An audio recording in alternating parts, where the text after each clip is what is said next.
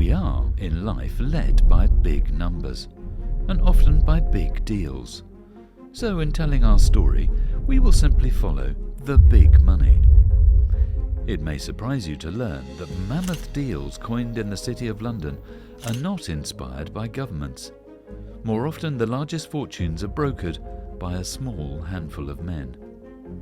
Who are they? Who are the men who set up the truly mind-boggling mega deals that have redirected whole societies and reshaped the city? It will surprise no one to learn that the city that thrives today was, in large part, influenced by an all-American phenomenon, nurtured in the brokerage houses of Lower Manhattan. The very notion of the big deal, the original concept of privatisation, even the inherent dollar possibilities of the mega merger, the whole damn crazy schlemiel, started with just two men working out of New York, way back in 1963. The radical event that motivated the US power brokers, taking them outside the boundaries of the United States, was a Kennedy tax bill. Spending on the Vietnam War had ignited the great inflation that began in that year. Valuable capital was flowing out of the country, all a major concern for Washington. To counter, the government of the day passed an interest equalization tax that effectively prevented foreign companies coming to the States to borrow and forcing American companies to borrow overseas to fund and finance new foreign operations. The event of interest equalization had been significant for one reason. American companies were big, too big, the biggest in the world. Somehow they needed to get bigger. Corporations like General Electric, B.F. Goodrich, Corning, Kraft challenged the best economic minds of the day, saying, "Hey, look, we've won out in all our domestic markets. What can we do about winning overseas?" Michael Coles was a relatively lowly figure in this scheme, trenched in the corporate finance basements of Goldman Sachs in New York. With interest equalization, however, this bright, ambitious, breathless young man saw at once an opportunity for a significant deal. Perhaps one of the biggest. A mega deal, grown in the US and delivered to the biggest client of the moment, the City of London. The concept he was selling was privatisation. Michael Coles couldn't verify these ideas from his New York footing. He understood that to add credibility to the theory, he had to field test the principle for himself. And with the support of his boss, he chose to start the experiment in London. He was not alone. He took with him high-profile economist Joe Henry Fowler, who up until that time had been President Lyndon Johnson's secretary at the US Treasury. Michael and Joe walked the Lombard Street pavements in the heart of the city, the first stage of an American tour de force. Unsurprisingly, the message they got in London was brutal and typically English. "Nice to have you here, old chaps, but don't think you'll ever get any business from us."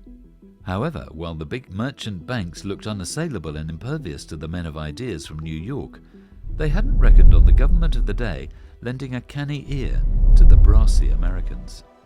Margaret Thatcher had set the stage for the financial services industry to be loosened from its geriatric system, where the merchant banks controlled this and the brokers controlled that, and you, well, didn't talk to him without talking to the other him first.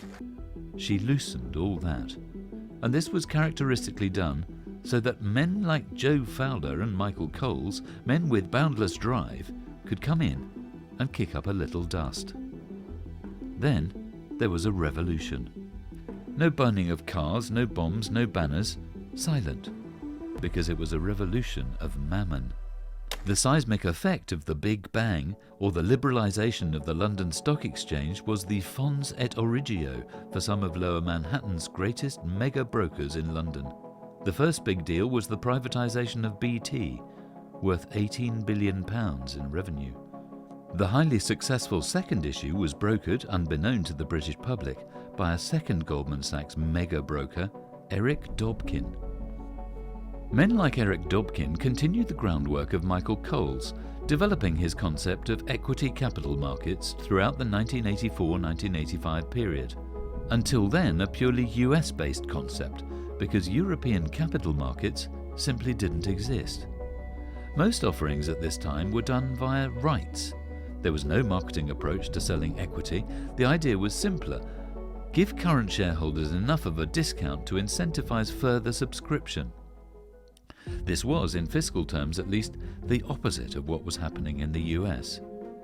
Something was in the air, as the most important issuer in the world at the time, the UK government, was about to buy into the Goldman Sachs privatisation gambit. Goldman brokers didn't require a second invitation to capture the moment. With the success of the BT privatisation campaign, the mega brokers now had the strength and the leverage to take on more privatisations. Many more.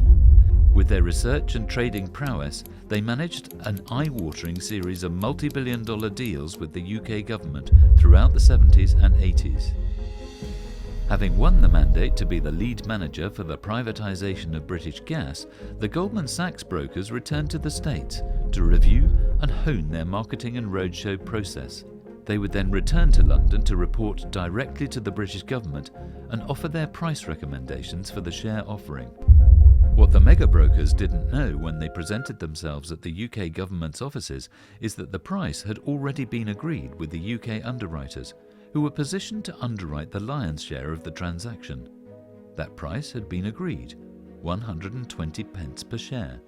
However, on the strength of the presentation made at the moment, the Americans managed to convince the UK government to go back to the UK underwriters, which had never been done before, and tell them that the price was going to be 125 pence per share. And the reason why they had the confidence to underwrite at the higher number was that Goldman's had privately committed $1 billion to making sure that the shares would trade right. That Goldman's would use its phenomenal capital resources to make darn sure that the stock traded right. And if it came under any selling pressure, well, Goldman's alone would be there to absorb shares and replace them. British Gas was a pivotal privatisation target in the mega brokers' overall scheme to take on the city. It was a major penetration of the British financial system, which saw the American team working unchecked in the corridors of British government. Eugene Fife, another Goldman's mega broker, ran the show, orchestrating the entire offering. The clever part of the whole deal was not only to sell the stock, but to keep the stock in the hands of the investors and not have it come flooding back home to the United States. This was the first major underwriting exposure Goldman Sachs had ever secured under a new form of exchange, because the underwriting contract they had entered into was not with an individual or a corporation, but with a political body, the British government. The British Gas privatisation was a prize. It had given the American power brokers an ascending platform from which to launch their equity capital markets model, employing the City of London as their base to now transact with Europe. Using their success in the UK, the mega brokers now launched a whole raft of new European privatisations out of the City of London.